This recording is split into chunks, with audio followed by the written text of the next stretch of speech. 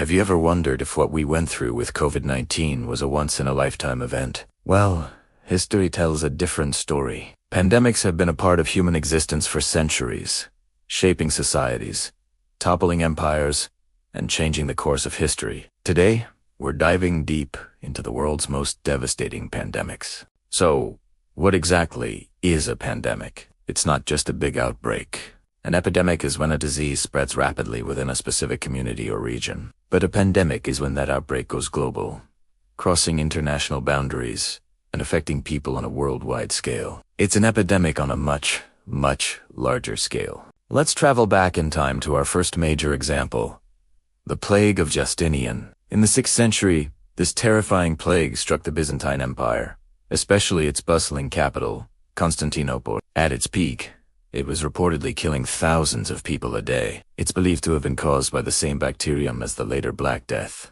carried by rats on grain ships arriving from Egypt. The plague wiped out a huge portion of the empire's population, weakening it militarily and economically. And some historians argue it marked the true end of the Roman world. Fast forward about 800 years, and we arrive at the most infamous pandemic in history, the Black Death. From 1347 to 1351, this plague swept across Europe, Asia, and North Africa, carried along trade routes like the Silk Road by fleas on black rats. It was devastatingly effective. Imagine a disease so deadly that it killed an estimated 25 to 50% of Europe's entire population. The world had never seen anything like it. The societal impact was immense. With so many people gone, a severe labor shortage emerged. This meant that surviving peasants and workers could demand higher wages and better conditions.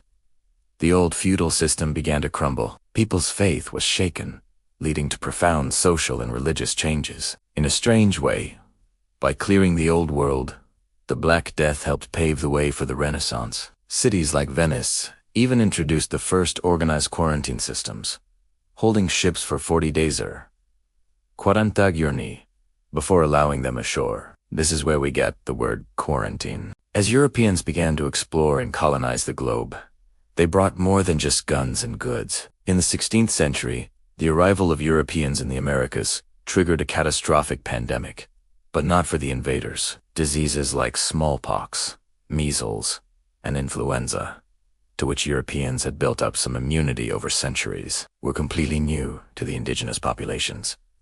The result was a demographic disaster. It's estimated that up to 90% of the indigenous population in the Americas perished from these imported diseases. This great dying made European conquest far easier and permanently altered the cultural and genetic landscape of two continents. Now let's jump to the 20th century. Just as World War I was ending, a new, invisible enemy emerged.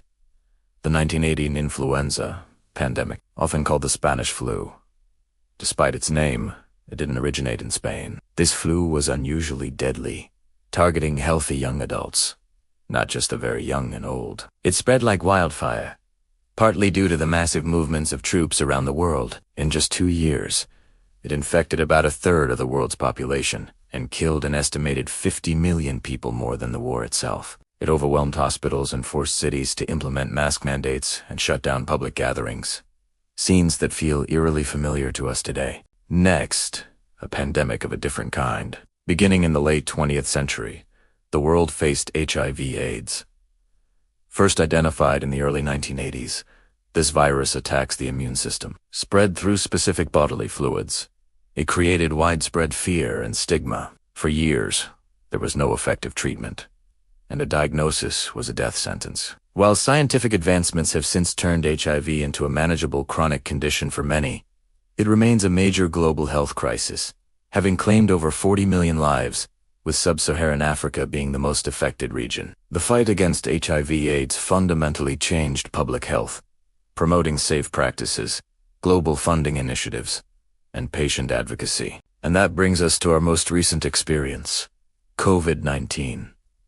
Starting in late 2019, this novel coronavirus spread rapidly across our hyper-connected world. We all lived through it.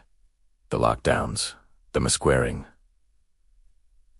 the social distancing. Its impact went far beyond health. It crippled economies, disrupted supply chains, changed how we work and socialize, and triggered a massive global effort to develop vaccines in record time. COVID-19 highlighted both the strengths and weaknesses of our modern world, our ability to innovate rapidly, but also our vulnerability to misinformation and political division. So what common threads do we see? Pandemics often originate from animal species, are called zoonotic diseases. They spread along the arteries of human interaction, trade routes, migration paths, and in the modern era, airline routes. Urbanization and dense populations make us more vulnerable.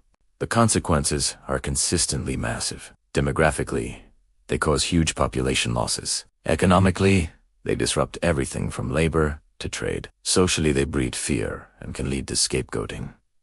But they also inspire acts of incredible courage and community. Politically, they can bring down governments or lead to the creation of new public health systems. But here's the hopeful part. With each pandemic, we learn. The Black Death gave us the concept of quarantine. The fight against cholera in the 19th century taught us the importance of clean water and sanitation. The Spanish flu underscored the need for global surveillance. HIV, AIDS revolutionized drug development and patient activism. And COVID-19 has accelerated vaccine technology and remote work infrastructure. The key takeaway is that we are not helpless. Science, cooperation, and preparedness are our best weapons. From early quarantine measures in Venice to the creation of the World Health Organization and the CDC, we have built systems to fight back. Modern technology gives us tools like rapid testing, genetic sequencing, and real-time data tracking that our ancestors could only dream of. History shows that pandemics are not just a series of random, tragic events. They are powerful agents of change, forcing humanity to adapt, innovate, and ultimately become more resilient. Understanding this past is crucial for preparing for our future, because one thing is certain.